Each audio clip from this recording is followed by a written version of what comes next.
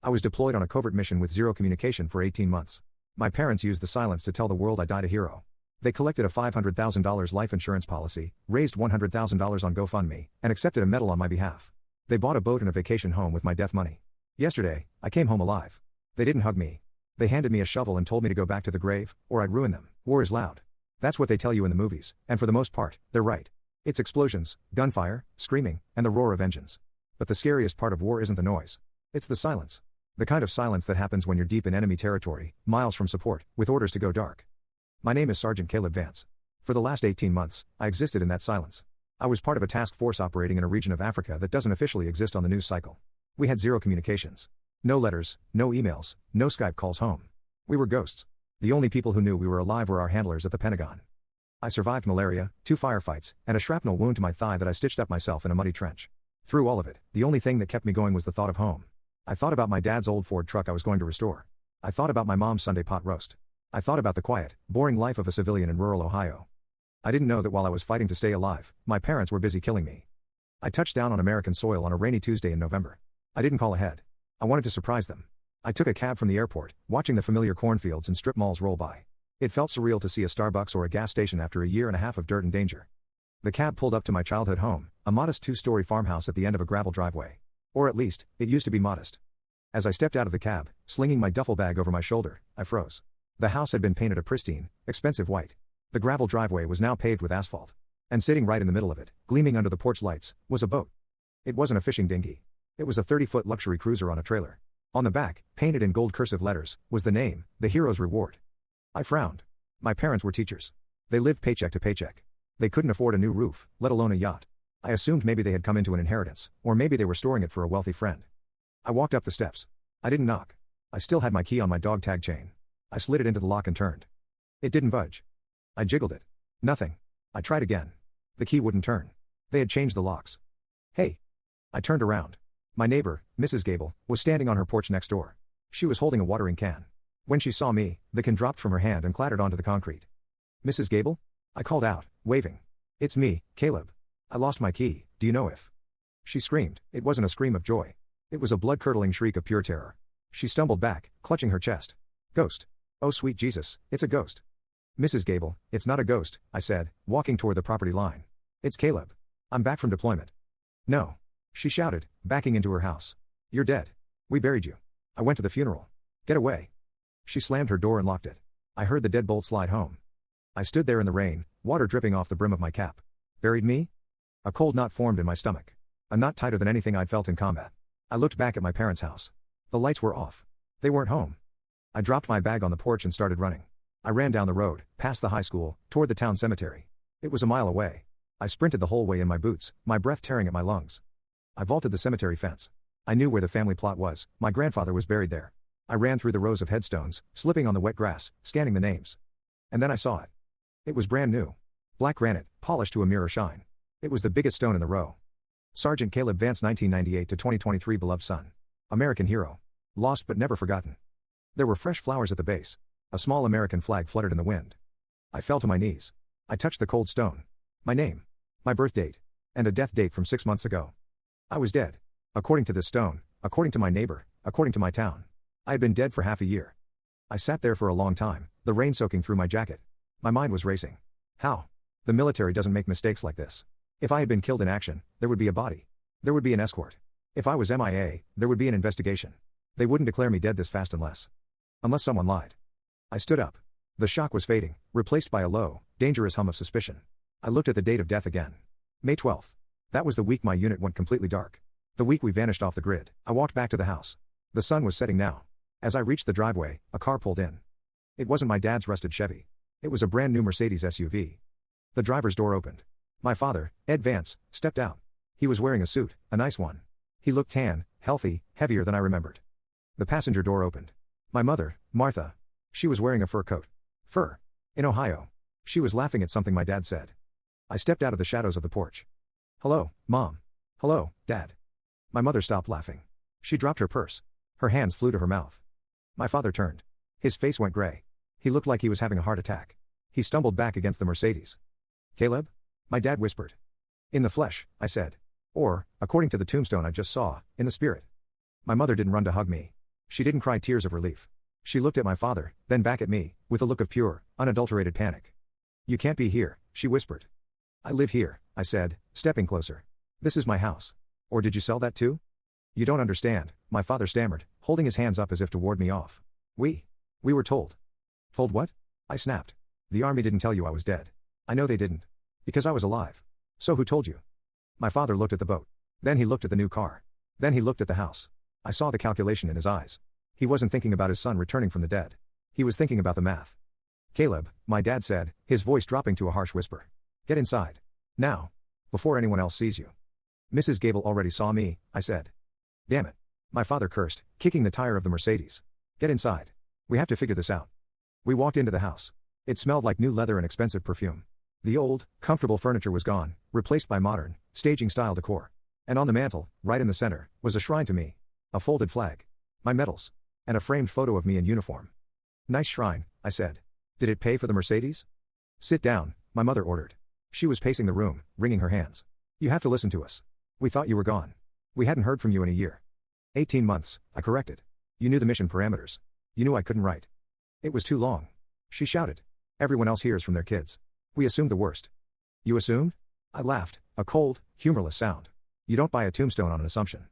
You don't get a death certificate on an assumption. How did you do it?" My father poured himself a drink from a crystal decanter. His hands were shaking. "There are, procedures. If a soldier is missing for a certain time, and there is credible evidence of demise." "What evidence?" I demanded. He didn't answer. "The life insurance," I said, putting the pieces together. "The SGLI. $400,000. Is that right?" My parents exchanged a look. "And the death gratuity," my dad mumbled. "And the community donations. The Go Fund Me." "Go Fund Me?" I stared at them. "You beg for money online?" "We raised awareness." My mom defended. "People wanted to help. We were grieving parents." "And what did you do with the money?" I pointed out the window at the boat. "You bought a yacht? You bought a luxury car? While I was sleeping in the mud?" "We were grieving." My dad yelled, slamming his glass down. "We were trying to fill the hole you left. And now you come back?" He looked at me with genuine anger. As if I had inconvenienced them by surviving. "So what happens now?" I asked. "I call the army. I tell them I'm back. We fix the mistake." My father walked over to me. He got right in my face. He smelled of scotch and fear. "You can't," he said. "Excuse me?" "You can't tell them," he said. "The money. It's gone, Caleb. Most of it. The house renovations, the car, the boat, the down payment on the lake house. It's spent." "That's not my problem," I said. "You committed fraud. If you reappear," my mother said, her voice trembling, "the insurance company will want the money back. The government will want the money back. We will go to prison, Caleb. Your father and I. We will go to federal prison." I looked at them. Really looked at them. I saw the greed masked as grief. I saw the entitlement. "So what are you suggesting?" I asked. My father took a breath. "You leave. Tonight. We give you $10,000 cash. You go to Mexico. Or Thailand. You start a new life. You stay dead." I stared at him. "You want me to stay dead? So you can keep the boat?" "We want you to stay dead so your mother doesn't die in a jail cell." He shouted. "It's a sacrifice, Caleb. You're a soldier. You make sacrifices. Make one for your family." I looked at the shrine on the mantel. I looked at the flag, a flag they had accepted under false pretenses. "I already made my sacrifice," I said quietly. "I fought for my country. I didn't fight for you to buy a Mercedes." I turned to the door. "Where are you going?" My mother screamed, grabbing my arm. "To a hotel," I said, shaking her off. "I need a shower." "If you walk out that door," my father threatened, "if you tell anyone, we will deny it. We will say you're an imposter. We have the death certificate. We have the official records. You're a ghost, Caleb. No one will believe you." I opened the door. The rain was still falling. "You're right, Dad," I said, looking back at them. "I am a ghost. And you know what ghosts do?" "What?" he whispered. "They haunt people." I walked out into the night. I didn't go to a hotel. I went to the one place where I knew the Wi-Fi was free and the coffee was strong. I needed to make a call. Not to the police. Not yet. I needed to call the insurance company. I walked 3 miles in the freezing rain to the nearest motel, a roadside dive called the Bluebird Inn. My boots squelched with every step, a wet, rhythmic reminder of the muddy trench I had lived in for the last year. But the cold outside was nothing compared to the chill spreading through my chest. My parents hadn't just spent my money. They had erased me. I walked into the motel lobby, dripping water onto the linoleum. The night clerk, a teenager with acne and a bad attitude, barely looked up from his phone. "Room for the night," I said, my voice rasping. "Single." $55, he mumbled. "ID and card." I reached into my wallet. It was the same leather bifold I'd carried through deployment. Inside was my military ID, my driver's license, which had expired 3 months ago, unbeknownst to me, and my debit card from the local credit union. I slapped the debit card and the driver's license on the counter. The kid swiped the card. He waited. He swiped it again. Then he frowned, looking at the screen. He picked up my license and looked at the name, then back at the screen. Sir? He said, his voice changing pitch. This card is dead. What do you mean dead? There should be over $40,000 in that account from my deployment back pay. I mean, the machine says code 41, cardholder deceased. Confiscate card. He looked at me with a sudden, twitchy suspicion. He pulled the card back to his side of the counter. I have to keep this, he said, reaching for the phone. And I probably have to call the cops. Using a dead guy's card is a felony, man. I snatched my driver's license off the counter before he could grab that too. It's a mistake, I said, keeping my voice calm, though my pulse was hammering. Bank error. Keep the card. I turned and walked out. I didn't run, running attracts attention, but I walked fast. I disappeared around the corner of the building just as I saw him dialing 911 through the lobby window. That was the moment the reality hit me. I wasn't just broke. I was legally non-existent. My bank accounts were closed. My credit cards were canceled. My social security number was flagged in the Death Master file. If a cop ran my name, it wouldn't come up as Caleb Vance, returning hero. It would come up as Caleb Vance, deceased, which meant I was an imposter committing identity theft. I had no money. No phone service, they would have canceled that too. No vehicle. And no legal standing. My parents hadn't just stolen my life savings, they had stolen my ability to exist in the modern world. I didn't go to another motel. I couldn't risk it. I walked back toward the edge of town, to the dense woods that bordered the farmland. I found an old deer hunting blind I used to use when I was 16. It was dry, elevated, and hidden.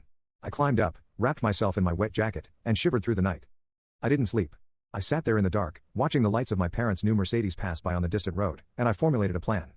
They thought they had checkmated me. They thought that by stripping me of my identity, they had rendered me powerless. They forgot one thing, they didn't raise an accountant. They raised a soldier. And for the last 18 months, my job was to infiltrate hostile territory, gather intelligence, and dismantle targets without being seen. If I was a ghost, I was going to be a terrifying one. I waited until 0300 hours. The witching hour.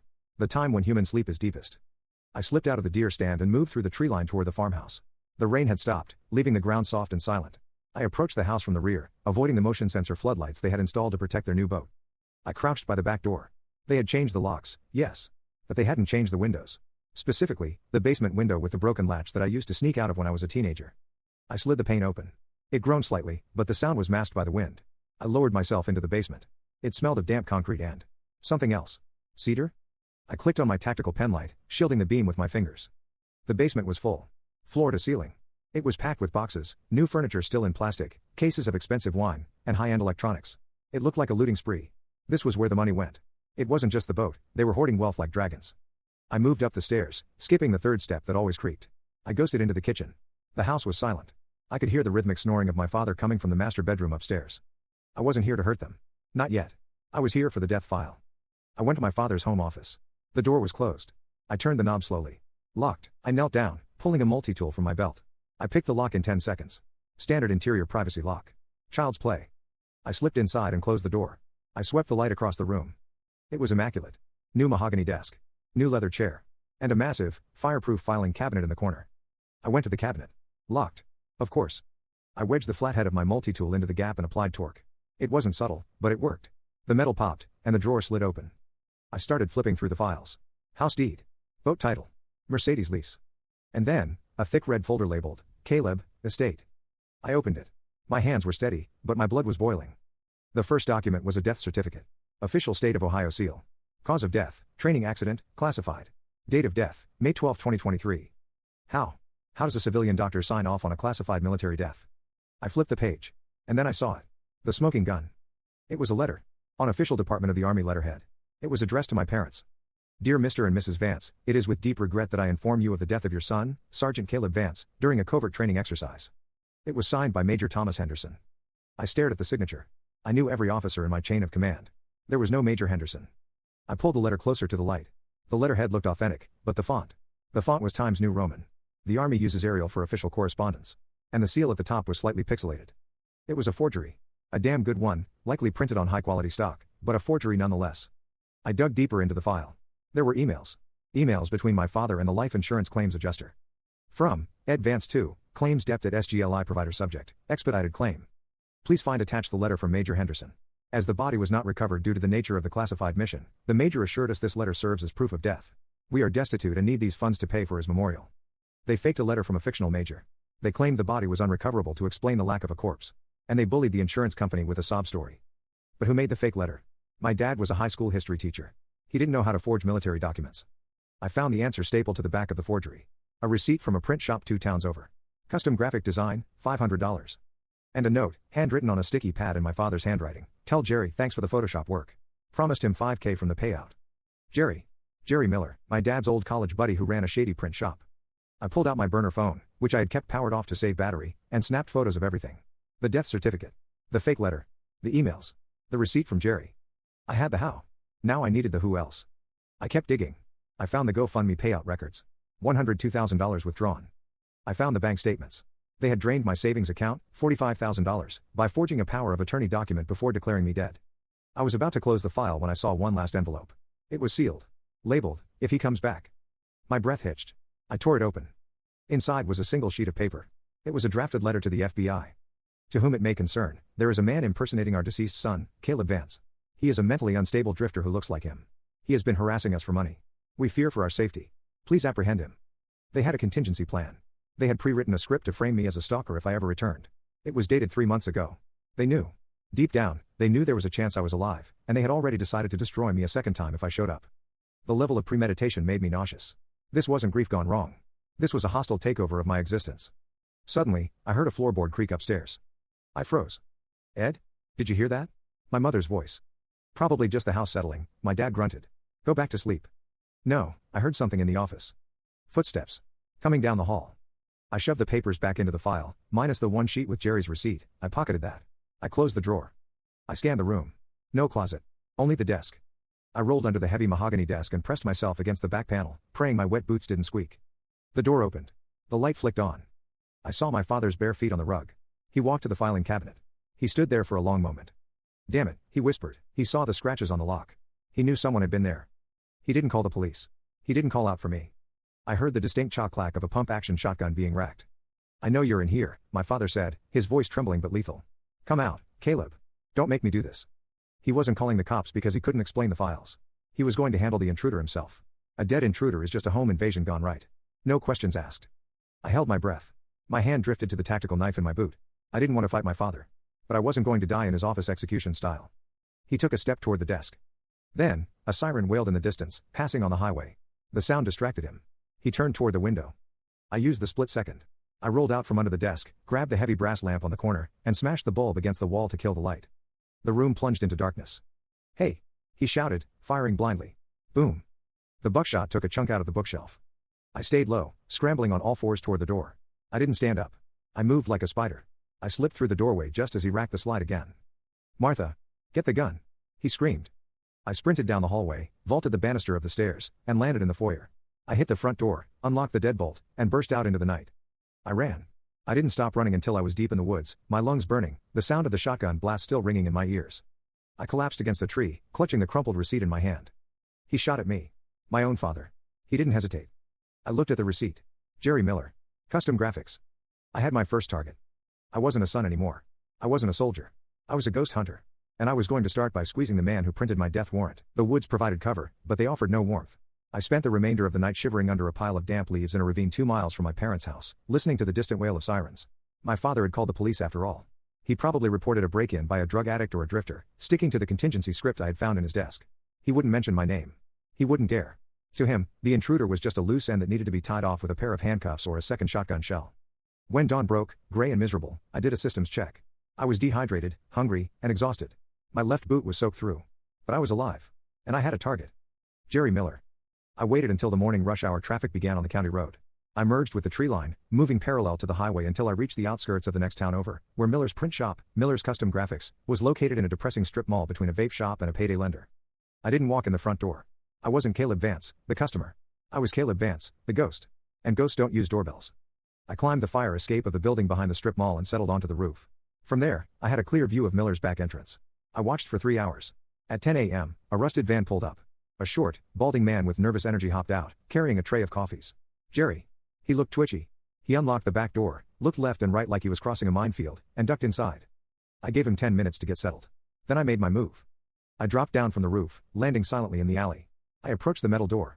It was locked, but the security was laughable, a simple pin tumbler deadbolt. I had it picked in 15 seconds. I slipped inside. The shop smelled of toner and ozone. Large format printers hummed rhythmically, spitting out banners. I moved through the shadows of the storage room, stepping over boxes of paper, until I reached the glass partition of his office. Jerry was sitting at his computer, frantically typing. He had a phone pressed to his ear. Ed, listen to me, Jerry hissed into the phone. I saw the police scanner. They said there was a prowler at your place. Is it him? Is it the kid? Pause. Jerry's face went pale. You shot at him? Ed, are you insane? If he's alive, the deal is off. I'm not going to prison for forgery. You said he was dead. You said the body was unrecoverable and you just needed the paper to speed up the insurance. Pause. Jerry listened, sweating. I don't care about the extra $5,000. Delete the files? Yeah, I'm deleting them right now. I'm wiping the hard drive. I'm burning the backups. Just keep him away from me. Jerry slammed the phone down. He turned to his keyboard, his fingers flying. He was opening a program labeled Data Shredder. I couldn't let him hit enter. I opened the office door. Hello, Jerry. Jerry spun around in his chair. When he saw me, muddy, unshaven, dark circles under my eyes, looking every inch the dead soldier, he made a sound like a dying radiator. He scrambled backward, tripping over his own chair, and fell hard onto the linoleum floor. No, he wheezed, holding his hands up. No, no, no. You're dead. You're in Africa. You're dead. I walked over to the desk. I didn't look at him. I looked at the screen. The mouse cursor was hovering over the erase all button. I reached out and unplugged the computer tower from the wall. The screen went black. The data was safe, for now. Then I looked at Jerry. I'm not dead, Jerry, I said, my voice low and gravelly. But I'm not exactly alive, either. See, according to the paperwork you printed, I'm a corpse. And do you know what the best part about being a corpse is? Jerry shook his head, trembling so hard his teeth clicked. Corpses can't be charged with murder, I whispered. Because you can't kill someone who's already dead. Jerry started to cry. Please, Caleb. I didn't know. Your dad. He told me you were MIA. He said the army was dragging its feet. He said your mom was starving. He said they needed the insurance money to save the farm. I thought I was helping. You faked a letter from a major, I said, leaning down. You used the official department of the Army SEAL. That's treason, Jerry. That's federal fraud. That's 20 years in Leavenworth. He paid me. Jerry blubbered. I needed the money. My shop was going under. Where are the files? I asked. The original templates. The emails from my father telling you what to write. They're on the drive. He pointed to the tower I had unplugged. And on a flash drive in the safe. Just take them. Take everything. Just don't hurt me. Open the safe. Jerry scrambled to a small floor safe in the corner. He fumbled with the dial, messing up the combination twice before finally getting it open.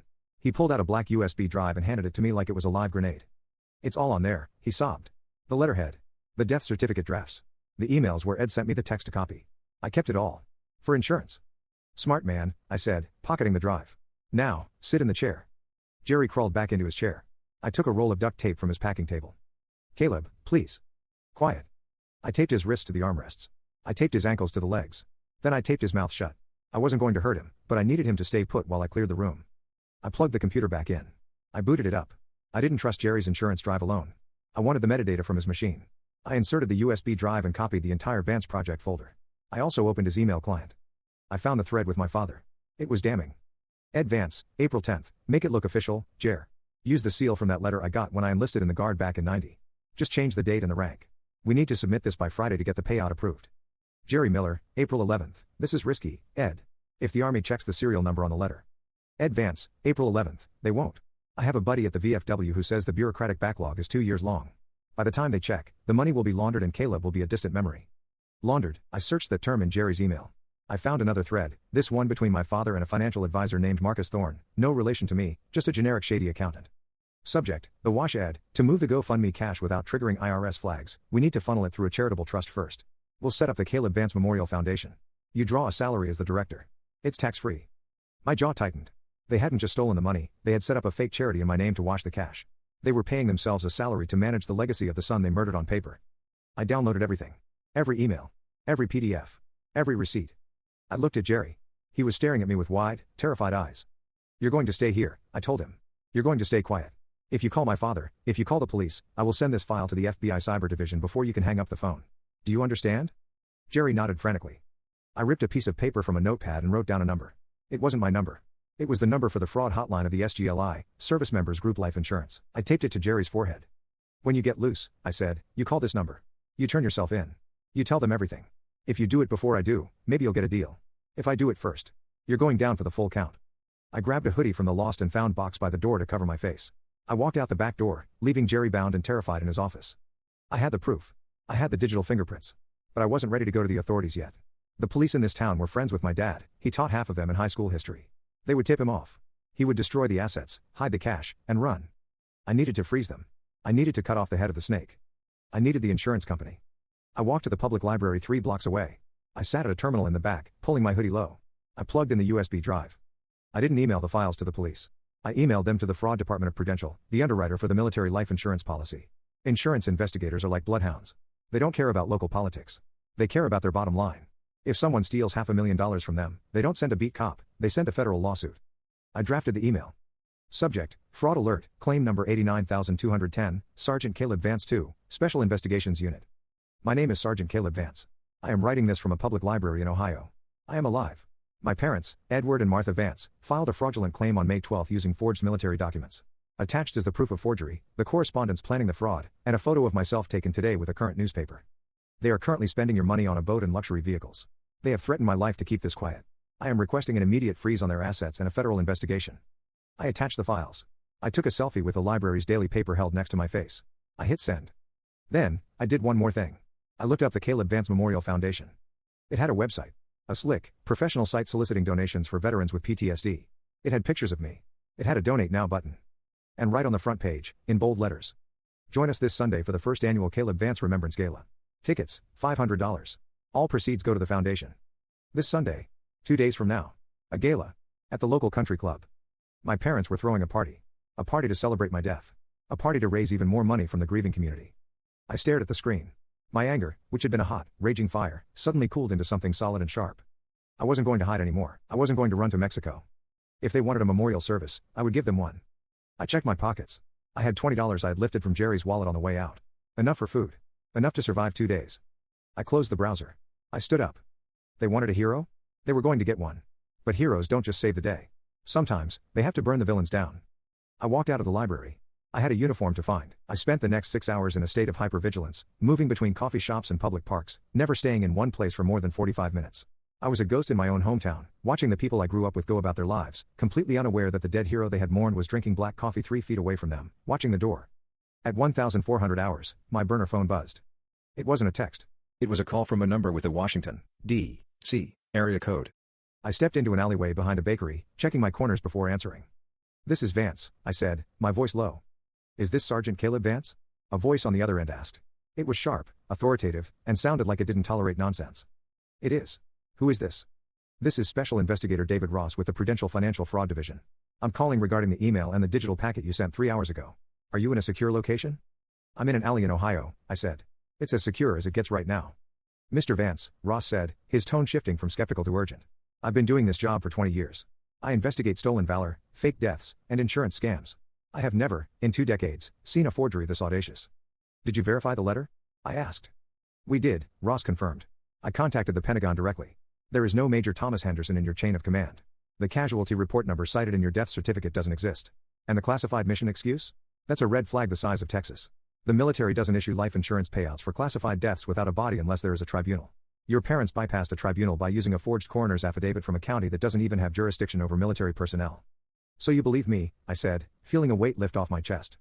"I believe you," Ross said. "And more importantly, the forensic document examiner believes you. The metadata on the files you stole from the printer's office places the creation of the death certificate 3 weeks before the alleged date of death. They were planning this while you were still alive and deployed." "Premeditated," I whispered. "Extremely," Ross said. "Listen to me closely, Sergeant. This isn't just insurance fraud. This is federal wire fraud. It's mail fraud. It's theft of government property regarding the death gratuity. And because they used a fake military seal, it's a violation of Title 18, United States Code. We are talking about 20 to 30 years in federal prison." "Good," I said. "Freeze their accounts. Arrest them." "We're already moving on the assets," Ross said. "I've issued a freeze order to their banks. But banks are slow. It takes 24 to 48 hours to lock everything down, especially if they have moved money into trusts, which your evidence suggests they have. As for the arrest, we have a problem." "What problem?" "If we arrest them today," Ross explained, "they will claim ignorance. They will say they were scammed by this Major Henderson. They will claim they truly believed you were dead and that they are victims of a cruel hoax. They have a high-priced lawyer on retainer," I checked. "They will get bail, and they will spend the next 5 years delaying the trial while they hide the rest of the cash in offshore crypto wallets that we can't touch." My grip on the phone tightened. "So what do we do?" "We need them to double down," Ross said. "We need them to commit an overt act of fraud after being notified of the investigation, or we need to catch them in the act of soliciting funds based on the lie." "The gala," I said. "Excuse me?" "They are hosting a remembrance gala this Sunday," I told him. "At the country club. Tickets are $500. They are soliciting donations for a fake foundation. They're going to stand on a stage, cry about my death, and ask for money." There was a silence on the line. Then Ross let out a low whistle. "That's bold," Ross said. "And stupid." If you wait until Sunday, I said, formulating the plan as I spoke, you catch them in the act of wire fraud in real time. You catch them soliciting donations for a corpse that is standing in the room. They can't claim ignorance if I walk in the door and they try to have me removed. You want to crash the party? Ross deduced. I don't want to crash it, I said. I want to bury them at it. I want everyone in this town, the mayor, the police chief, the donors, to see exactly who they are. If you arrest them quietly at their house, they'll spin it. They'll play the victim. If you arrest them on stage, there's no spinning that. It's risky, Ross warned. If your father is armed, and your report says he shot at you, this could go sideways. We can't authorize a civilian to enter a dangerous situation. I'm not a civilian, I reminded him. I'm a sergeant in the United States Army. And this is my operation. You just bring the handcuffs. Ross hesitated. I could hear him typing on a keyboard. Okay, he said finally. I can have a team of federal agents in the parking lot of the country club on Sunday. We will have the warrant ready. But you need to stay invisible until then. If they know you're alive and working with us, they will run. They have passports. I checked. They won't run, I said. They're too greedy. They won't leave the boat. One more thing, Ross added. To make this stick, we need to prove that you are, beyond a shadow of a doubt, Caleb Vance. We need your biometrics. Since you can't go to a police station, I need you to go to the nearest VA clinic. I'll clear it with the director. Walk in, give your prints, get a temporary ID. We need to officially resurrect you in the system before Sunday. Consider it done, I said. Stay safe, Sergeant. We'll be listening. I hung up the phone. The game had changed. I wasn't running anymore. I was hunting. I spent the next hour walking to the VA clinic in the neighboring city. It was a bureaucratic nightmare, but Ross was as good as his word. I walked in, gave my fingerprints, and within 20 minutes, the system flagged me not as deceased, but as active, flagged for review. The director, a nervous man who had clearly been yelled at by someone in Washington, handed me a printout verifying my identity. It wasn't a driver's license, but it was enough to prove I wasn't a ghost. Now, I needed the costume. You can't crash a military memorial in a hoodie and jeans. If I was going to do this, I had to look the part. I needed my dress blues. My actual uniform was likely in a landfill or sold to a surplus store by my parents. I couldn't go home to check. So, I went to Sarge's Surplus, a dusty shop on the edge of town run by a Vietnam vet named Old Man Miller, no relation to Jerry. I walked in. The bell above the door jingled. The smell of mothballs and canvas hit me. Old Man Miller was behind the counter, reading a newspaper. He looked up. His eyes narrowed behind his glasses. He stared at me for a long, uncomfortable minute. You look a hell of a lot like that Vance kid, Miller rumbled. The one who died. I get that a lot, I said, keeping my face neutral. I need a Class A uniform. Jacket size 42 regular. Trousers 32 to 34. Miller didn't move. He just kept staring. You got ID? I placed the VA printout on the counter. Miller looked at it. Then he looked at me. He looked at the date on the paper. Today. Well, I'll be damned, Miller whispered. He didn't ask questions. He didn't reach for the phone.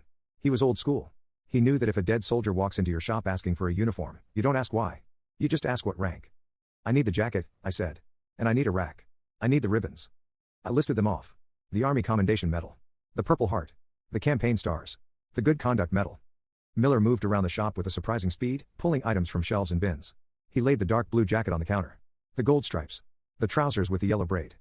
He spent the next 20 minutes helping me assemble the rack, pinning the ribbons in the exact regulation order. He measured my collar. He found a beret that fit. When it was done, the total came to $300. I looked at him. I have $20. Miller looked at the uniform. He looked at the scar on my neck from the shrapnel. Take it, Miller said. I can't. I said take it, Miller snapped. You pay me back when you get your back pay. Or when you rob a bank. I don't care. But don't you dare walk out of here looking like a bag of smashed ass. If you're gonna be alive, you better look sharp. I nodded. Thank you. Give him hell, son, Miller said as I walked out with the garment bag. Whoever they are. I spent the next 2 days living in the deer blind during the day and a 24-hour laundromat at night. I shaved in a gas station bathroom. I pressed the uniform using a communal iron at the laundromat. I polished the shoes until I could see my own angry reflection in the leather. Sunday arrived with a gray, overcast sky. It was perfect funeral weather. I walked toward the country club. It was situated on a hill overlooking the town. The parking lot was full of luxury cars. I saw my parents' new Mercedes parked right in front. I saw the mayor's car. I saw the police chief's cruiser. I moved through the woods that bordered the golf course, carrying my garment bag. I found a maintenance shed near the clubhouse. I picked the lock and slipped inside. I stripped off my dirty civilian clothes. I put on the crisp white shirt. I tied the black tie. I pulled on the blue trousers with the gold stripe. I buttoned the jacket. I stood in front of a dirty mirror in the shed. Sergeant Caleb Vance stared back at me. I looked like a recruiting poster, except for the eyes. The eyes were cold. The eyes were dead. I checked my phone. A text from Ross. We are in position. Black SUVs at the north and south exits. We have a feed from inside the ballroom. Your father just started speaking. Wait for the signal. I didn't wait for a signal. I waited for the lie. I walked out of the shed and moved toward the back entrance of the clubhouse. The kitchen staff were too busy plating overpriced chicken to notice me. I slipped into the hallway behind the ballroom stage. I could hear my father's voice booming through the speakers. Caleb was more than a son, my father was saying, his voice cracking with practiced emotion. He was a light in this world. And when that light was extinguished, Martha and we didn't know how to go on. But then we realized, we could build a legacy. We could build this foundation. I moved closer to the curtain. I could see them now through the gap in the fabric. My father was at the podium. My mother was sitting on a chair next to him, dabbing her eyes with a handkerchief. Behind them was a giant blown-up photo of me. We need your help, my father continued. We need to raise $200,000 tonight to break ground on the Caleb Vance Veteran Center. Please. Dig deep. For Caleb. Applause filled the room. I saw people reaching for their checkbooks. I saw the greed in my father's eyes as he scanned the room. I adjusted my beret. I straightened my jacket. I stepped out from behind the curtain. I didn't walk to the podium. I walked to the center of the stage, directly in front of the giant photo of my face. The applause faltered. One person stopped clapping. Then another. Then a murmur of confusion rippled through the crowd. My father was looking down at his notes. We accept cash, checks, and... He looked up to see why the room had gone quiet. He saw the back of a soldier in dress blue standing center stage. Excuse me, my father said, annoyed. Sir, this is a private event. Please clear the stage. I turned around slowly. The silence that hit the room was violent. It sucked the air out of the space. My father dropped the microphone. It hit the floor with a deafening thud. My mother let out a scream that sounded like glass shattering. She fell out of her chair, scrambling backward on the floor crab-like, away from me. Hello, Dad, I said. My voice wasn't amplified, but in the dead silence, it carried to the back of the room. I'm here to make a donation. The silence in the ballroom wasn't just quiet, it was heavy. It pressed down on the lungs of every person in the room. 300 of the town's wealthiest citizens, doctors, lawyers, the mayor, sat frozen, their forks hovering halfway to their mouths, their eyes darting between the giant portrait of dead Caleb hanging from the rafters and the very alive, very angry Caleb standing on the stage. My father was the first to move. His survival instinct, honed by years of petty grifting, kicked in. He scrambled for the microphone he had dropped, the feedback screeching through the speakers and making half the room wince. Security. He shouted, his voice cracking. Security. Get this man out of here. He's a mental patient. He's an imposter. 2 rented security guards near the doors hesitated. They looked at my uniform. They looked at the medals. They looked at the scars on my face that matched the photo behind me. They didn't move. Don't you touch him. The shout came from the front row. It was Mrs. Gable, my neighbor. She stood up, pointing a shaking finger. That's Caleb. I saw him. That's him. Sit down, Helen. My mother shrieked from the floor, scrambling to her feet. She looked like a cornered animal, her mascara running, her expensive fur coat looking ridiculous under the stage lights. He's not Caleb. Caleb is dead. We have the certificate. This man is a stalker. He's trying to steal our grief. I stepped toward the microphone. My father tried to block me, puffing out his chest. Get back, he hissed at me, low enough that the crowd couldn't hear. Get out now and you live. Stay, and I swear to God, I'll bury you for real. I didn't blink. I reached out and shoveled him aside with one arm. He stumbled back, tripping over a speaker wire and landing hard on his backside next to my mother. I took the microphone. I looked out at the sea of faces. I saw my high school football coach. I saw the pastor who baptized me. I saw the banker who had handled my account since I was 12. My name is Sergeant Caleb Vance, I said. My voice was steady, projecting the command presence I had learned in the field. I am not a ghost. I am not an imposter. And I am certainly not dead. A murmur rippled through the crowd. For the last 18 months, I continued, I was deployed on a classified mission. I was unable to communicate. My parents knew this. They knew the rules. But they decided that a living son wasn't profitable enough. Liar. My mother screamed, trying to rush the stage. A man in the front row, the police chief, stood up and blocked her path. He's lying. He's sick in the head. I ignored her. I reached into the interior pocket of my dress blues. You asked for a donation, I said, looking down at my father, who was trying to crawl away toward the stage exit. You asked this community to dig deep. Well, I dug deep. I dug into your filing cabinet. I pulled out a sheaf of papers. I held them up. This is a forgery of a Department of the Army casualty letter, I said, dropping the first page onto the stage. It fluttered down, landing near my father's feet. Created by Jerry Miller at Custom Graphics 3 weeks before my alleged death. Gasps from the crowd. I saw the mayor's jaw drop. This, I dropped the next page, is an email chain between Ed Vance and the insurance adjuster, begging for an expedited payout of my $400,000 SGLI policy because they were destitute. At the time, they had $45,000 of my savings in their account. This, I dropped a third page, is the receipt for the boat sitting in their driveway. Purchased 2 days after the funeral. My father was shaking his head, his face a mask of purple rage. It's fake. He forged them. He's trying to frame us. And this, I said, holding up the final piece of evidence, the USB drive I had taken from the print shop. This is the digital footprint. It contains the metadata of every lie you told. It contains the draft of the death certificate. And it contains the script you wrote to frame me as a stalker if I ever came home. I looked at the crowd. My parents didn't build a foundation to help veterans. They built a foundation to wash the money they stole from a soldier. They are currently soliciting donations from you for a fraud. The room erupted. People were standing up, shouting. Chairs were knocked over. The illusion of the grieving, noble family shattered instantly, replaced by the ugly reality of 2 greedy con artists caught in the spotlight. That's enough. My father roared. He reached into his jacket. For a split second, I thought he was going for a gun. But he pulled out his phone. I'm calling the police. I'm calling the sheriff. You're trespassing. You don't need to call them, Ed, a loud voice boomed from the back of the room. The double doors swung open. Special Investigator David Ross walked in. He wasn't alone. Behind him were 6 men in windbreakers emblazoned with FBI and U.S. Marshals. Flanking them were 4 uniformed police officers from the county. The crowd parted like the Red Sea. Ross marched down the center aisle, his eyes locked on the stage. Edward Vance. Martha Vance, Ross shouted. Federal agents. Do not move. My mother let out a wail that sounded less like a human cry and more like a siren. She grabbed my father's arm. Ed. Do something. My father looked at the agents. He looked at the crowd. He looked at the exit sign, 10 feet away. He ran. He shoved my mother into the police chief and bolted for the side door. It was a pathetic, desperate move. He made it 3 steps before 2 marshals tackled him. They hit him hard, driving him into the floor right in front of the donor table. The table collapsed, sending brochures and checks scattering everywhere. Get off me. My father screamed, struggling as they wrenched his arms behind his back. I'm a pillar of this community. I demand to speak to my lawyer. You have the right to remain silent, Ross said, standing over him. I suggest you use it. On the other side of the stage, my mother wasn't running. She was frozen. She looked at me. Her eyes were wide, vacant, unable to process the collapse of her world. Caleb, she whispered. Caleb, tell them. Tell them it was a mistake. We're your parents. I looked down at her. I remembered the rain. I remembered the locked door. I remembered her telling me to go to Mexico. You have no son, I said. Remember? You buried him. An agent approached her. Ma'am, turn around. She didn't resist. She went limp as the cuffs clicked onto her wrists. Ross walked up to the stage. He looked at me, taking in the uniform, the medals, the stoic expression. He nodded once.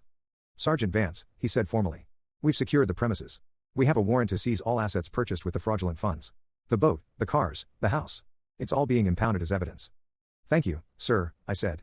We also picked up Jerry Miller an hour ago, Ross added quietly. He was trying to board a bus to Cleveland. He's singing like a canary. He gave us the passwords to your father's offshore accounts. The police hauled my parents out of the ballroom. It was the longest walk of their lives. They were paraded past the very people they had tried to swindle. The town banker looked disgusted. The pastor shook his head and turned away. Mrs. Gable shouted, shame on you. As they passed. My father tried to hold his head up, but the fight was gone. My mother was sobbing, her legs dragging, her fur coat trailing on the floor like a dead animal. As they reached the doors, my father turned back one last time. He looked at me standing on the stage, bathed in the spotlight he had set up for himself. You ungrateful bastard. He screamed, his voice raw. We gave you life. And you tried to take it back, I replied. Now we're even. The doors closed behind them. The room was silent again. But it wasn't the heavy silence of before. It was the shocked, electric silence of a storm that had just broken. I felt a hand on my shoulder. It was the police chief. Caleb, he said softly. I don't know what to say. We all thought. I know, Chief, I said. They were convincing. Do you have a place to stay? He asked. The house is a crime scene now. It's taped off. I'll find a hotel, I said. No, you won't, a voice said. I looked down. Old man Miller, the surplus store owner, was standing by the stage. He was wearing a VFW hat. You're coming with me, Miller said. My guest room is empty. And I've got a bottle of whiskey that's older than you are. We've got some debriefing to do. I looked at Ross. He nodded. Go ahead, Sergeant. We need you for a formal statement tomorrow, but for tonight. Stand down. Mission accomplished. I walked off the stage. I walked through the crowd. People reached out to touch my arm, to shake my hand, to apologize. I didn't stop. I just kept walking, following Miller out of the suffocating opulence of the country club and into the cool, clean night air. I was homeless. I was broke. My family was in handcuffs. But as I looked up at the stars, for the first time in 18 months, I felt something I hadn't felt in a long time. I felt alive. And tomorrow, I was going to start the long, painful process of reclaiming my name. But first, I had to watch the empire of lies burn to the ground. The morning after the gala, I woke up on a cot in old man Miller's guest room. The smell of bacon and old coffee filled the house. For a split second, looking at the cracked plaster of the ceiling, I thought I was back in the barracks. Then the memories of the night before crashed down on me. The stage. The scream. The handcuffs. I walked into the kitchen. Miller was sitting at the table, reading the local paper. The headline was in bold, inch-high letters, Resurrection at the Country Club, Vance parents arrested for fraud. You're famous, Miller grunted, sliding a plate of eggs toward me. Or infamous. Depending on who you ask. I don't want to be famous, I said, sitting down. I just want my name back. You got your name, Miller said. Now you gotta keep it. Ross called. The Fed. He wants you at the field office in an hour. I ate quickly, showered, and put my civilian clothes back on. They were still damp from the wash, but they were better than walking around town in dress blues like a parade float. I met Special Investigator Ross at a temporary command post set up in the local police station. He looked tired but satisfied. Good morning, Sergeant, Ross said. We're processing the evidence from the house. It's a gold mine. We found the fake stamps, the forgery equipment, and about 50 grand in cash hidden in the walls. So it's over, I said. Ross sighed. He dropped a file on the desk. Not quite. Your parents have a lawyer. A guy named Sterling from Columbus. He specializes in white-collar defense. He argued that your parents are elderly, have no prior criminal record, and are deeply tied to the community. He painted the flight risk as minimal since we seized their passports. My stomach dropped. You let them out. The judge granted bail, Ross corrected. $500,000 bond. 10% cash. They don't have 50 grand, I said. You seized their accounts. That's the thing, Ross said, leaning forward. They posted bail an hour ago. In cash. A courier delivered it. I stared at him. They had another stash. One you didn't find. Exactly, Ross said. Which means we missed something. A storage unit, a safety deposit box, a crypto wallet. Something big enough to hold 50 large in liquid cash. And if they have that, they have enough to run. So they're out, I said, feeling the anger rise again. Back in the house? No, the house is a crime scene. They're staying at a motel on the highway. The sleep is appropriate, considering the nightmare they're in. My phone buzzed on the table. It was an unknown number. I looked at Ross. He nodded. Answer it. Speaker. I picked up. This is Vance. Caleb? It was my mother. Her voice wasn't the screeching siren from the gala. It was small, broken, and terrified. What do you want? I asked cold. We need to talk, she whispered. Please. Just son to mother. No lawyers. No police. We want to make this right. You had 18 months to make it right, I said. You chose a boat instead. It wasn't just greed. She sobbed. Your father. He got into trouble. Bad debt. Gambling. We were drowning, Caleb. The insurance was the only lifeline. We didn't want to hurt you. We thought you were gone forever. Save the sob story for the jury. We have money, she said abruptly. The tone shifted. It became urgent. Real money. Not the insurance payout. Money we put away years ago. Bitcoin. Gold. It's untouched. It's enough to set you up for life. Ross's eyes widened. He grabbed a notepad and scribbled, get them to meet. I don't want your money, I said. We can give you $2 million, she hissed. Today. In a cold wallet. All you have to do is drop the lawsuit. Tell the feds you made a mistake. Tell them. Tell them you gave us permission to file the claim because you were in debt. Tell them it was a misunderstanding. You want me to perjure myself? I want you to save your family. She cried. Meet us. The old mill by the river. Noon. Just us. Please, Caleb. Don't let your father die in prison. I looked at Ross. He gave me a thumbs up. Okay, I said. Noon. The mill. I hung up. That's witness tampering, Ross said, grinning. And attempted bribery. And it confirms they have hidden assets. If we get that conversation on tape, the judge revokes their bail immediately, and we add 10 years to their sentence. Wire me up, I said. The old mill was a rusted-out industrial skeleton on the edge of the river, about 5 miles out of town. It was where high school kids went to smoke weed and drink stolen beer. It was isolated, noisy from the rushing water, and perfect for a clandestine meeting. I arrived at 11:55. I parked my borrowed truck, courtesy of Miller, down the road and walked in. I was wearing a flannel shirt with a button camera sewn into the placket and a wire taped to my chest. Ross and his team were in a surveillance van half a mile away, listening to every breath. At noon, a taxi pulled up. My parents stepped out. They looked wrecked. My father was wearing the same suit from the gala, but it was rumpled and stained. He had a 2-day stubble. My mother was wearing jeans and a sweater, her face devoid of makeup, looking 10 years older. They walked toward me. They didn't look like monsters. They looked like desperate, frightened old people. But I knew better. Monsters don't always have claws, sometimes they have checkbooks and tears. Caleb, my dad said, stopping 10 feet away. He looked around nervously. Are you alone? I'm alone, I said. Are you? We're alone, he said. The feds took our phones. We're using a burner. You said you wanted to talk, I said, crossing my arms. Talk. We messed up, my dad said. We know that. We got greedy. But you have to understand. The debt I was in. These people, they were going to kill us, Caleb. The insurance money saved our lives. So you killed me to save yourself, I said. You were a soldier. My mom pleaded. You put your life on the line for strangers. Why couldn't you do it for us? The logic was so twisted it almost made me laugh. You mentioned money, I said, steering the conversation. $2 million. My father nodded. He reached into his pocket and pulled out a small black USB drive. This is a ledger, he said. It contains the keys to a crypto wallet. There is $4 million in Bitcoin on it. We started buying it years ago, skimming off the top of the farm profits, hiding it from the IRS. It's untraceable. And you'll give it to me? Take it, my dad said, holding it out. It's yours. Go anywhere in the world. Live like a king. Just write a statement. Say you authorize the life insurance claim. Say you signed the papers before you deployed and we just misstated them. Say it was a clerical error. And if I do that? The fraud charges drop to misdemeanors, my dad said eagerly. We pay a fine. We do probation. We keep the house. You keep the $2 million. Everyone wins. And the stolen valor? I asked. The medals you accepted? The lies you told the town? They'll forget, my mom said. People have short memories. We'll say you were suffering from PTSD and confused. We'll spin it. I looked at the USB drive in his hand. It was the final nail. Not only were they trying to bribe me, but they were admitting to years of tax evasion and hidden assets. So let me get this straight, I said, speaking clearly for the microphone. You are offering me $2.4 million in undeclared assets to lie to the FBI and cover up your insurance fraud? My dad hesitated. He sensed the trap. But desperation makes people stupid. Yes, he said. I'm offering you a future. Take it. I reached out. I took the USB drive from his hand. Thank you, I said. So we have a deal? My mom asked, hope flooding her face. I looked at the drive. Then I looked at them. No, I said. We have evidence. My dad's face dropped. What? Ross, I said to the air. Did you get that? Loud and clear, Caleb. Move out. My parents looked around, confused. Then, from the tree line, 4 agents emerged, guns drawn. Federal agents. Ross shouted, stepping out from behind a rusted pillar. Drop to your knees. No. My dad screamed. You tricked us. You traitor. You tried to bribe a federal witness while out on bail, Ross said, holstering his weapon as the other agents cuffed them. That's a straight ticket back to jail. Do not pass go. Do not collect $2 million. An agent took the USB drive from my hand and bagged it. Add tax evasion and money laundering to the charge sheet, Ross told his team. And get the IRS on the line. They're going to want to hear about this farm skimming operation. My mother was wailing again, that same siren sound from the gala. My father was silent, staring at me with a look of pure, concentrated hatred.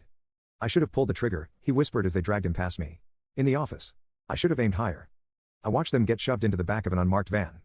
You missed, I said softly. Ross walked over to me. He clapped a hand on my shoulder. You okay, Sergeant? I'm fine, I said. Is that enough to keep them inside? With the attempted bribery and the flight risk money? Ross nodded. They aren't seeing daylight until the trial. And after that? They're looking at 30 years. Minimum. Good, I said. We have to process this drive, Ross said. If the money is real, it gets seized. But there's usually a whistleblower reward for recovering hidden assets for the IRS. Could be a nice chunk of change for you. Legal change. I looked at the river rushing by. Muddy, turbulent, but moving forward. I don't care about the money, I said. I just want my house back. The house is seized, Ross reminded me. It'll go to auction. Then I'll buy it, I said. With my back pay. And I'll burn the furniture. I walked back to the truck. The wire taped to my chest felt itchy, but lighter than the burden I had been carrying. They were gone. Truly gone this time. But the war wasn't over. There was still the matter of the official record. The fake death certificate. The stolen identity. I was still legally dead. And resurrecting a man on paper is harder than putting 2 con artists in jail. I needed to go to the courthouse. I needed to face the bureaucracy. And I needed to find out exactly how deep the corruption in my town went, because Jerry Miller didn't forge the death certificate alone. He needed a signature. A coroner's signature. And I knew exactly who the county coroner was. Dr. Aris. My father's golfing buddy. The hunt wasn't over. It was just moving to a new target. Locking my parents up was satisfying, but it didn't solve my biggest problem. According to the state of Ohio and the United States government, I was still a corpse. You can't open a bank account if you're dead. You can't get a driver's license. You can't rent an apartment. You can't even buy a beer. I was a ghost haunting a system that didn't have a protocol for resurrection. Special Investigator Ross had the fraud case under control, but the bureaucratic nightmare was mine to fight. He told me that untangling a death by legal declaration could take months, maybe years, of court hearings. Unless I could get the original official who signed the death certificate to recant. That official was Dr. Lawrence Aris, the county coroner. Dr. Aris wasn't just a medical official, he was a fixture at the local country club. He played golf with my father every Saturday morning for the last 15 years. I remembered him as a man with clammy hands and a laugh that sounded like a dry cough. I didn't make an appointment. At 0800 hours on Tuesday, I walked into the county morgue. It was located in the basement of the courthouse, a place that smelled of antiseptic and cold air. The receptionist was away from her desk. I walked straight back to the administrative offices. The door to the chief coroner's office was open. Dr. Aris was sitting there, eating a jelly donut and reading Golf Digest. He looked up when I walked in. He blinked. He took off his glasses, wiped them on his tie, and put them back on. Can I help you? He asked, squinting. Then his eyes widened. The donut dropped from his hand onto the desk. Sweet Mother of God. Hello, Larry, I said, closing the door behind me and locking it. Caleb? He whispered, pushing his chair back until it hit the wall. But the news. They said you were back. I thought it was a rumor. I thought. You thought I was dead, I finished, sitting on the edge of his desk. Because you signed the paper that said I was. Now, Caleb, listen, Aris stammered, sweat instantly beading on his forehead. It was a tragedy. Your father. Ed told me about the classified mission. He showed me the letter from the major. He was heartbroken. He needed the certificate to get the funeral arrangements moving. I was just trying to help a grieving friend cut through the red tape. You signed a death certificate without a body, I said coldly. That's illegal, Larry. You signed a cause of death, trauma consistent with explosion, without an autopsy. That's perjury. That's malpractice. That's a felony. It was an administrative courtesy. He squeaked. We do it for missing persons sometimes. For missing persons missing for 7 years, I corrected. Not 7 weeks. You rushed it. Why? Because Ed promised you a cut? No. Never. Aris looked offended, which was almost funny. I didn't take a dime. Ed just. He leaned on me. He said the army was screwing them over. He played the guilt card. Do it for Caleb, he said. Do it so we can honor him. You didn't do it for me, I said. You did it so he could buy a boat. I pulled a folded document from my jacket pocket. It was a standard form I had printed at the library, affidavit of correction, death record. I'm not here to arrest you, Larry, I said. The FBI is already handling Ed and Martha. They have the printer guy, Jerry. They're building a RICO case. Aris turned pale green. RICO? Conspiracy, I nodded. Now, I haven't mentioned your name to Agent Ross yet. I figured. Maybe Larry was just a dupe. Maybe Larry was just a sloppy bureaucrat who made a mistake, not a co-conspirator. I was. Aris grabbed my arm. I was a dupe. I swear. Then prove it, I said, sliding the affidavit and a pen across the desk. Sign this. It states that the original death certificate was issued in error based on falsified information provided by the family. It officially voids the record of my death effective immediately. Aris looked at the pen. His hand was shaking so bad I thought he might stab himself. If I sign this, he whispered, I'm admitting I screwed up. I could lose my license. I could lose the election next year. Larry, I leaned in close. If you don't sign this, I walk upstairs to the sheriff's office, where the FBI is currently set up, and I tell them you knowingly falsified a federal document. You won't just lose the election. You'll lose your freedom. You'll be cellmates with Ed. You guys can talk about your golf handicap in the shower. He didn't hesitate anymore. He grabbed the pen. He signed it so hard the tip tore the paper. He stamped it with his official seal. There, he said, handing it back, breathless. It's done. I voided it. Thank you, I said, taking the paper. One more thing. What? You're going to resign, I said. Today. Citing health reasons. Because if you're still the coroner next week, I'm sending copies of this to the state medical board. Aris slumped in his chair, defeated. Fine. Just keep the feds away from me. Pleasure doing business with you. I walked out of the morgue. I took the stairs two at a time up to the county clerk's office on the first floor. The line was long, but I didn't care.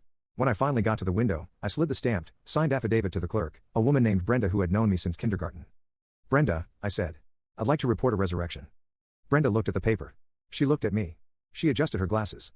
Well, I'll be damned, she muttered. Welcome back to the land of the living, Caleb. That saves me from having to archive your file. She typed on her computer for 5 minutes. Click. Clack. Click. Okay, she said. I've updated the state database. The flag on your social security number should lift within 24 hours. I can issue you a temporary state ID right now. She snapped my photo. 5 minutes later, she handed me a warm, laminated piece of plastic. Caleb Vance. Status, active. I walked out of the courthouse. I held the ID up to the sun. It was just plastic, but it felt heavier than gold. I was me again. I walked to the bank, the one my parents used. I sat down with the branch manager. I showed him my new ID. I showed him the FBI case number Ross had given me. My parents fraudulently accessed my accounts using a power of attorney obtained under false pretenses, I explained. I want to freeze any remaining joint accounts and open a new, sole proprietorship account in my name. The manager, looking terrified of a lawsuit, complied instantly. He couldn't restore the money they had already spent. That would have to come from the asset seizure and restitution, but he found something interesting. Mr. Vance, the manager said, tapping his screen. It looks like there's a recurring transfer set up from your father's personal account to a C. Vance Trust. It wasn't seized by the FBI because it's technically in your name, created before the death certificate was issued. How much is in it? $8,000, he said. It looks like guilt money. Or maybe a rainy day fund they forgot about. Is my name on it? Exclusively. Close it, I said. Give me the cash. 10 minutes later, I walked out with an envelope containing $8,000. It was a drop in the bucket compared to what they stole, but it was enough to buy a used truck, get a new apartment, and start over. I had my name. I had my freedom. And my parents were sitting in a federal holding cell without bail. But as I walked toward the car lot, my phone buzzed. It was Ross. Sergeant, Ross said. We have a problem. What now? We cracked the encryption on your father's laptop, Ross said. We found correspondence with someone else. Someone overseas. Who? A buyer, Ross said grimly. Your father wasn't just spending the money. He was trying to sell something else. He listed your military gear, your night vision, your plates, even your dog tags, on a dark web auction site for collectors. But that's not the worst part. What is? He was selling your journals, Ross said. The ones you mailed home before you went dark. The ones with the mission details. My blood ran cold. Those journals contained operational intel. Names. Locations. If those got out, my entire unit was in danger. Did he sell them? I asked, my grip tightening on the phone. The auction ended 3 days ago, Ross said. The buyer is local. He's picking them up today. From a storage locker your dad rented under a fake name. Where? You store it on Route 9. Unit 4B. I'm on my way, I said. Caleb, wait for my team. I hung up. I didn't care about the money anymore. My parents had sold my life, my death, and now they had sold my brothers. I hailed a cab. Route 9, I told the driver. Step on it. The U-Store-It facility sat on a lonely stretch of highway, surrounded by a chain-link fence topped with razor wire that looked dangerously similar to the perimeter of the base I had just left in Africa. The irony wasn't lost on me. I had survived warlords and insurgents only to fight my final battle in a storage unit in Ohio. I paid the cab driver with a 20 from my small stash and hopped the fence around the back, avoiding the keypad entry gate. I moved through the rows of orange metal doors, counting down the numbers. Unit 4B. It was located in a blind spot, hidden from the main office's CCTV cameras. My father, for all his idiocy, knew how to hide his dirt. I checked my watch. 14:15. Ross said the buyer was picking up the package today. I didn't know if I was early or late. I scanned the ground. The dust in front of the door was undisturbed. No tire tracks. I was early. I retreated to the gap between two units across the lane, wedging myself into the shadows. I waited. This was the part of the job civilians didn't understand. Warfare is 90% waiting in uncomfortable places and 10% pure chaos. 20 minutes later, a black sedan rolled down the aisle. It wasn't a military vehicle, and it wasn't a cop. It was a BMW with tinted windows. It stopped directly in front of Unit 4B. The driver got out. He was a heavy-set man in a trench coat, looking around nervously. He held a piece of paper, likely the access code or the combination my father had emailed him. He walked to the lock. He fumbled with the dial. Spin right. Spin left. Spin right. Click.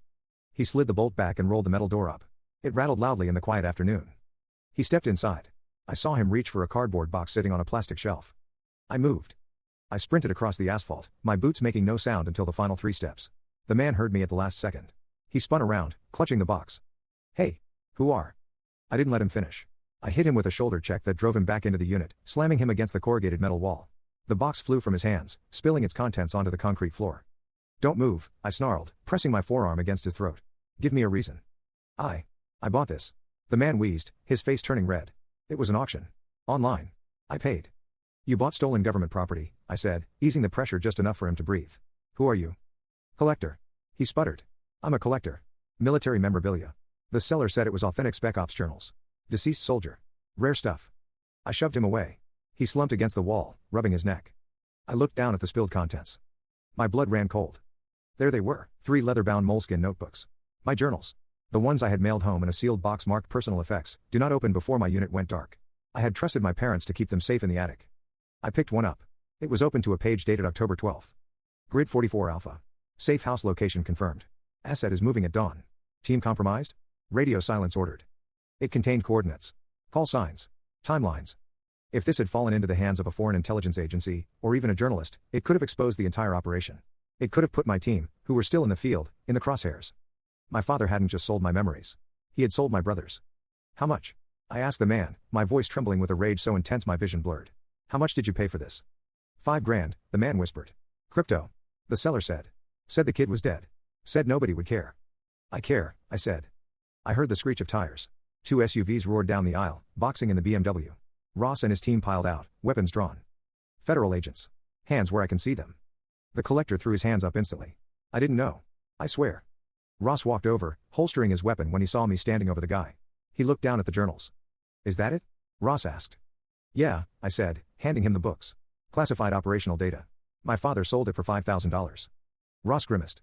That escalates things. We're moving from fraud to violations of the Espionage Act. Mishandling of classified defense information. Your parents aren't just looking at prison, Caleb. They're looking at a black hole. Good, I said.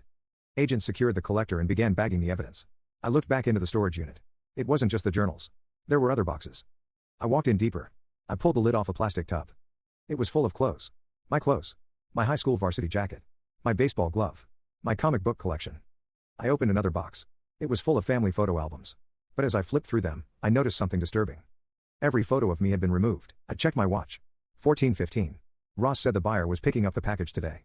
I didn't know if I was early or late. I scanned the ground. The dust in front of the door was undisturbed. No tire tracks. I was early. I retreated to the gap between 2 units across the lane, wedging myself into the shadows. I waited. This was the part of the job civilians didn't understand. Warfare is 90% waiting in uncomfortable places and 10% pure chaos. 20 minutes later, a black sedan rolled down the aisle. It wasn't a military vehicle, and it wasn't a cop. It was a BMW with tinted windows. It stopped directly in front of Unit 4B. The driver got out. He was a heavy-set man in a trench coat, looking around nervously. He held a piece of paper, likely the access code or the combination my father had emailed him. He walked to the lock. He fumbled with the dial. Spin right. Spin left. Spin right. Click. He slid the bolt back and rolled the metal door up. It rattled loudly in the quiet afternoon. He stepped inside. I saw him reach for a cardboard box sitting on a plastic shelf. I moved. I sprinted across the asphalt, my boots making no sound until the final 3 steps. The man heard me at the last second. He spun around, clutching the box. Hey, who are? I didn't let him finish. I hit him with a shoulder check that drove him back into the unit, slamming him against the corrugated metal wall. The box flew from his hands, spilling its contents onto the concrete floor. Don't move, I snarled, pressing my forearm against his throat. Give me a reason. I bought this. The man wheezed, his face turning red. It was an auction. Online. I paid. You bought stolen government property, I said, easing the pressure just enough for him to breathe. Who are you? Collector. He sputtered. I'm a collector. Military memorabilia. The seller said it was authentic Spec Ops journals. Deceased soldier. Rare stuff. I shoved him away. He slumped against the wall, rubbing his neck. I looked down at the spilled contents. My blood ran cold. There they were. 3 leather-bound moleskin notebooks. My journals. The ones I had mailed home in a sealed box marked personal effects, do not open before my unit went dark. I had trusted my parents to keep them safe in the attic. I picked one up. It was open to a page dated October 12th. Grid 44 Alpha. Safe house location confirmed. Asset is moving at dawn. Team compromised? Radio silence ordered. It contained coordinates. Call signs. Timelines. If this had fallen into the hands of a foreign intelligence agency, or even a journalist, it could have exposed the entire operation. It could have put my team, who were still in the field, in the crosshairs. My father hadn't just sold my memories, he had sold my brothers. How much? I asked the man, my voice trembling with a rage so intense my vision blurred. How much did you pay for this? $5,000, the man whispered. Crypto. The seller said. Said the kid was dead. Said nobody would care. I care, I said. I heard the screech of tires. 2 SUVs roared down the aisle, boxing in the BMW. Ross and his team piled out, weapons drawn. Federal agents. Hands where I can see them. The collector threw his hands up instantly. I didn't know. I swear. Ross walked over, holstering his weapon when he saw me standing over the guy. He looked down at the journals. Is that it? Ross asked. Yeah, I said, handing him the books. Classified operational data. My father sold it for $5,000. Ross grimaced. That escalates things. We're moving from fraud to violations of the Espionage Act. Mishandling of classified defense information. Your parents aren't just looking at prison, Caleb. They're looking at a black hole. Good, I said. Agents secured the collector and began bagging the evidence. I looked back into the storage unit. It wasn't just the journals. There were other boxes. I walked in deeper. I pulled the lid off a plastic tub. It was full of clothes. My clothes. My high school varsity jacket. My baseball glove. My comic book collection. I opened another box. It was full of family photo albums. But as I flipped through them, I noticed something disturbing. Every photo of me had been removed. The pages were empty, save for the sticky residue where the pictures used to be. The group shots were cut with scissors, excising me from the frame. They hadn't just planned to fake my death. They had planned to erase my existence entirely. They were purging the house of any reminder that I had ever lived there, preparing to sell the grieving parents' narrative without having to look at my face. And then, in the back corner, I saw it. The item that broke me. It was a dog crate. My dog crate. When I deployed, I left my golden retriever, Buster, with them. They promised to take care of him. They sent me one email saying he ran away 2 months after I left. I walked over to the crate. It was clean. Too clean. Inside was a collar. Buster's collar. And a receipt from the county vet. Euthanasia Services, K9, $150. Date, 2 weeks after deployment. Reason, owner request, convenience. They didn't lose him. They killed him. Because he cost money to feed. Because he was a hassle. Because I wasn't there to stop them. I fell to my knees. The rage evaporated, replaced by a hollow, crushing grief. They took my money. They took my name. They sold my secrets. But Buster? He was innocent. He was my best friend. Ross walked in.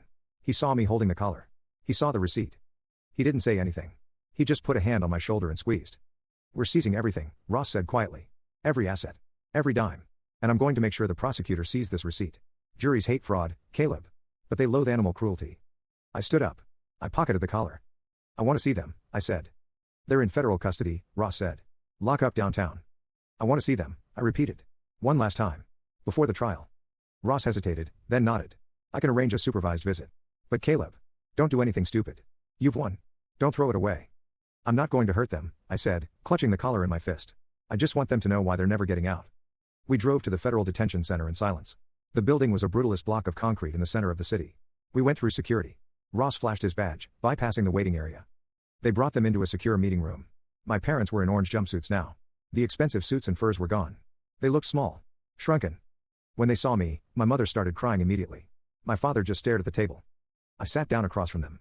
Ross stood by the door. We didn't know, my mother sobbed. About the buyer. We didn't know he was. We just needed money for the lawyer. Shut up, I said. I reached into my pocket and pulled out the collar. I dropped it on the steel table. The metal tags jingled. Buster. My father flinched. You told me he ran away, I said. My father looked away. He barked. He shed. We couldn't handle it. So you killed him, I said. For $150. We were stressed. My mother pleaded. We were going through so much. You sold my journals, I said. You endangered my unit. That's treason. You stole my money. That's fraud. You faked my death. That's conspiracy. But this? I pointed to the collar. This is why you're going to die in a cage. I leaned forward. I spoke to the prosecutor on the way over. I lied. I hadn't, but I knew Ross would back me up.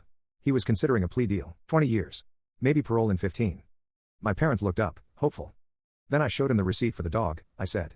And I showed him the journals. The deal is off. He's going for the maximum. Espionage Act. Wire fraud. Animal cruelty. The sentence will be life without parole. My mother wailed. My father slumped in his chair, defeated. I hope the boat was worth it, I said. I stood up. I walked to the door. Caleb. My mother screamed. I'm your mother. You can't leave us here. I turned back. My mother is dead, I said. She died the day she signed a paper saying I was. I signaled the guard. He opened the door. I walked out into the hallway, the sound of the heavy steel door slamming shut behind me. Clang. It was the same sound I had heard in my nightmares for the last week. But this time, I was on the right side of it. I walked out of the prison. Ross was waiting by the car. You okay? He asked. I'm done, I said. Not quite, Ross said, handing me a thick envelope. The IRS whistleblower program. I fast-tracked the paperwork. Since you provided the physical evidence of the crypto wallet and the offshore accounts, you are entitled to a percentage of the recovered assets. It usually takes months, but we made an exception. I opened the envelope. It was a check. A.U.S. Treasury check. Paid at the order of Caleb Vance amount, $350,000. It wasn't all the money they stole. But combined with the asset seizures and the sale of the house, I would eventually get it all back. Go buy a house, Sergeant, Ross said. And maybe get a new dog. I looked at the check. Then I looked at the sky. I had one last stop to make. The cemetery. I needed to visit my own grave. And I needed a sledgehammer. The hardware store clerk looked at me with mild concern. I was wearing a suit jacket over a t-shirt, looking exhausted, and I was buying a 10-pound sledgehammer and a pair of safety goggles. Doing some demo work? He asked. Something like that, I said. Renovations. I drove to the cemetery. The sun was setting, casting long, bruised shadows across the manicured grass. It was quiet. The kind of quiet I used to crave in the desert, but now, it just felt heavy. I walked to the family plot. I saw my grandfather's modest headstone. And next to it, the monstrosity my parents had erected. Sergeant Caleb Vance, American hero. It was black granite, polished to a mirror sheen. It probably cost $5,000. $5,000 of stolen money. It was a monument not to me, but to their own vanity. I put on the goggles. I hefted the hammer. The first swing hit the top corner. Crack. A chunk of granite flew off, spinning into the grass. The shockwave vibrated up my arms, shaking the tension out of my shoulders. I swung again. Crack. The word hero split down the middle. I swung again. And again. Crack. Crack. Thud. I wasn't just breaking stone. I was breaking the silence they had imposed on me. I was breaking the lies. I was breaking the grieving parents' narrative. Hey, what are you doing? I stopped, breathing hard. A groundskeeper was running toward me, waving a rake. That's desecration. He shouted. I'm calling the cops. I lowered the hammer. I reached into my pocket and pulled out my new state ID and the court order Judge Holloway had signed, voiding the death certificate. It's my grave, I said, tossing the laminated card to him. I'm evicting myself. The groundskeeper looked at the ID. He looked at the shattered stone. He looked at me. Vance? He muttered.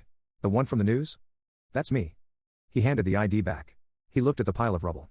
You missed a spot at the bottom, he said, pointing to the date of death. Swing harder. He turned around and walked away, whistling. I finished the job.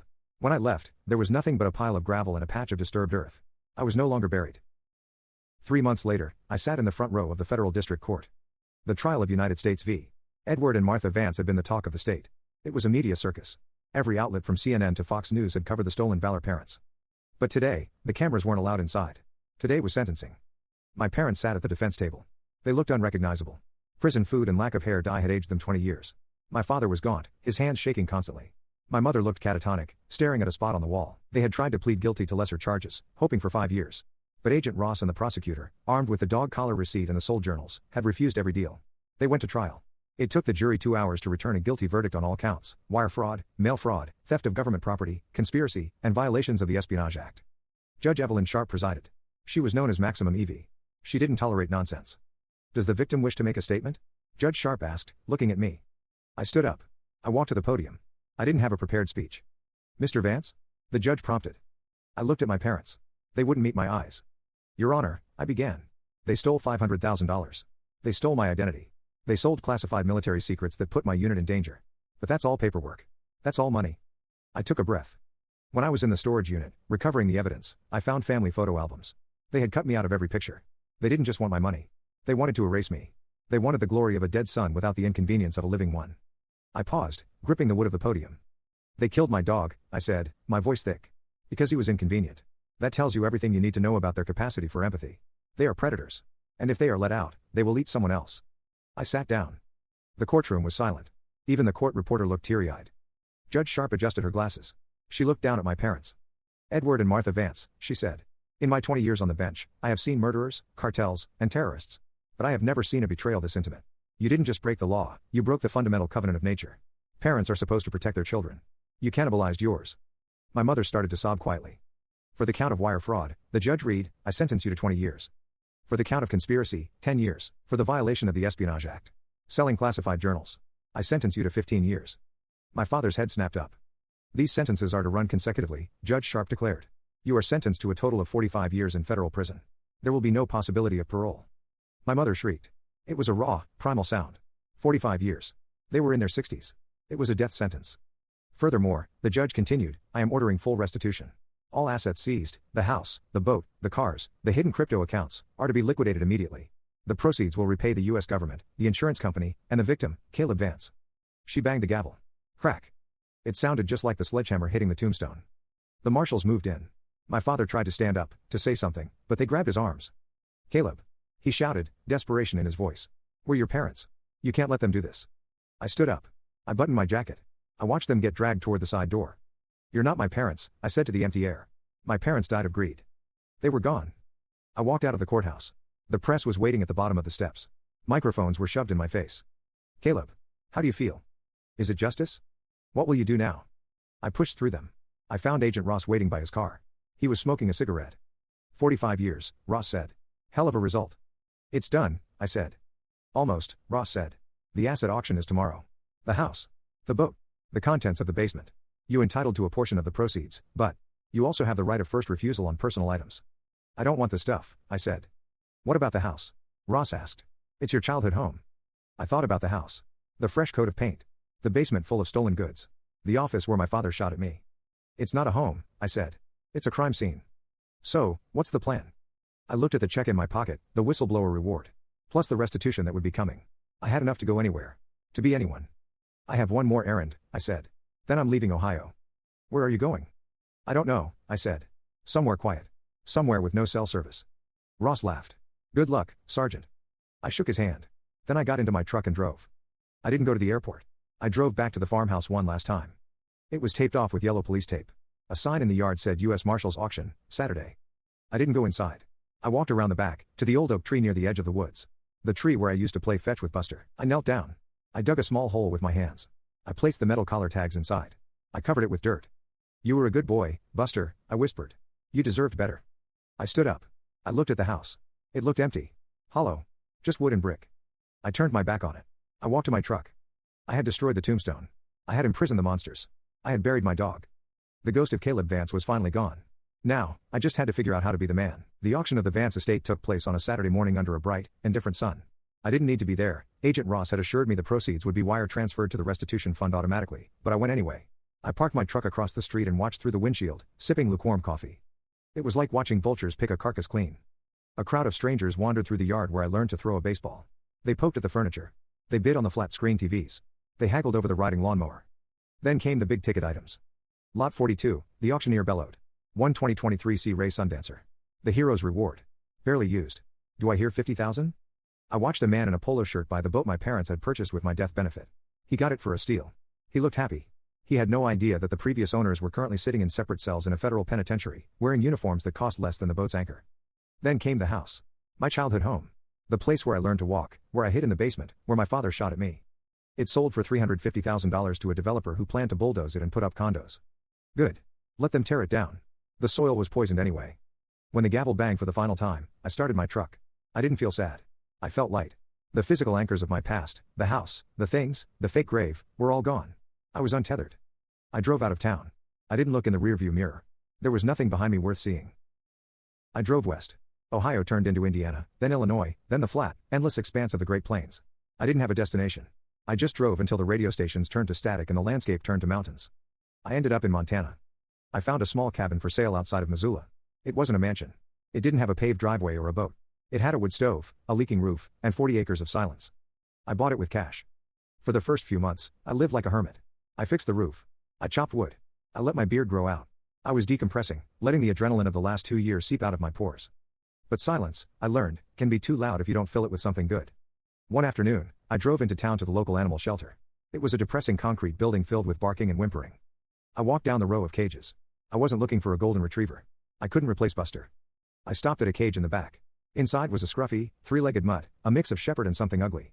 He was missing his left hind leg. The card on the cage said, "Tripod. 3 years old, scheduled for euthanasia on Friday." He looked up at me. He didn't bark. He just thumped his tail once against the concrete floor. Thud. He was broken. He was unwanted. He was on death row because he was inconvenient. "I'll take him," I told the volunteer. "Are you sure?" she asked. "He's got medical issues. He's a lot of work." "I've got time," I said. I named him Lucky. Not because he was lucky, but because we both were. We were both supposed to be dead, and we both cheated the system. 6 months later, a letter arrived in my P.O. box. It was from the Department of Justice. "Dear Mr. Vance, regarding the restitution in the matter of U.S.V. Vance, the liquidation of assets is complete. Enclosed is the final disbursement check for the recovered funds, totaling $412,000. I held the check. Combined with the whistleblower reward and my back pay, I had nearly $1 million sitting in the bank. My parents had stolen from me to get rich. In the end, they made me rich and left themselves with nothing. I deposited the check. Then I went to a lawyer in town. "I want to start a foundation," I told him. The lawyer raised an eyebrow. "Like a charity?" "Yeah," I said. "But not a fake one. I want to start a legal defense fund for service members who have been victims of financial fraud and identity theft by family members. I want to hire investigators to help them. I want to pay for their lawyers." "What do you want to call it?" he asked, pen hovering over the pad. I thought about the Caleb Vance Memorial Foundation my parents had created to wash their money. I thought about reclaiming the name. "No," I said. "Call it the Buster Project." A year later, I was sitting on the porch of my cabin, throwing a tennis ball for Lucky. He hobbled after it with the enthusiasm of a puppy, tripping over his own feet but never giving up. My phone rang. It was Agent Ross. We still talked occasionally. "Caleb," Ross said. "Thought you'd want to know. Your father filed an appeal." I took a sip of my coffee. "On what grounds?" "Ineffective assistance of counsel," Ross laughed. "He claims his lawyer should have gotten him a plea deal. The appellate court denied it this morning. The 45-year stands. He's not going anywhere." "And my mother?" "She's in the prison laundry," Ross said. "Making 12 cents an hour. She sends letters to your old address in Ohio every week. They keep getting returned address unknown." "Does she ask for money?" "Every single time," Ross said. I looked out at the mountains. The sun was setting, painting the sky in shades of purple and gold, colors a metal ribbon might have. "Let them rot," I said. "They are," Ross confirmed. "How's the quiet life, Sergeant?" "It's good, Dave," I said. "It's real." I hung up. I walked inside. On the wall, framed simply, was my real discharge paperwork. Honorable. The flag that had been on the mantle in the shrine was folded on a shelf, not for glory, but for respect. I sat down at my desk. I opened my laptop. I had 3 new emails from soldiers asking for help from the Buster Project. One was a Marine whose brother stole his signing bonus. Another was a sailor whose wife sold his car while he was at sea. I started typing. My parents tried to turn me into a ghost. They tried to write the end of my story. But they forgot the first rule of soldiering: you don't stop fighting until the mission is done. And my mission? It was just getting started.